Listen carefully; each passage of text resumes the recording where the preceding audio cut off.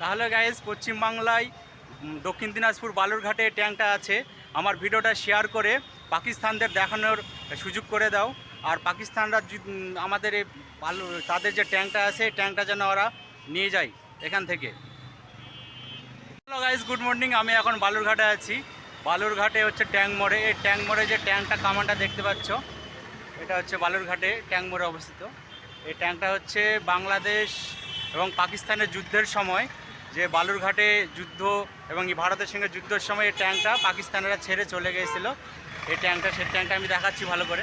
তো এই সেই কামান যে পাকিস্তানরা হেরে যাওয়ার পর হার মেনে আমাদের বাংলাদেশ এবং ভারতকে ছেড়ে চলে গিয়েছিল।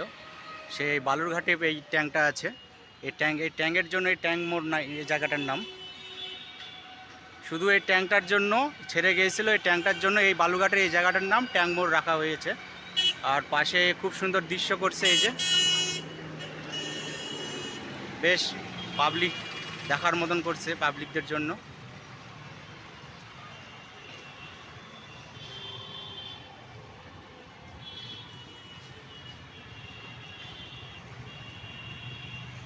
এই ট্যাঙ্কটা হচ্ছে পাকিস্তানরা হয়তো জানে না, তাদের ট্যাঙ্কটা আমাদের বালুরঘাটে অবস্থিত আছে পশ্চিমবাংলায় দক্ষিণ দিনাজপুরে। তাদের এই ট্যাঙ্কটা যেন দেখে এবং ওদেরকে দেখার সুযোগ করে দিও। আর এই ট্যাঙ্কটা যেন ওদের নিয়ে যায়। ওদের ট্যাঙ্ক পড়ে আছে আমাদের বালুরঘাটে।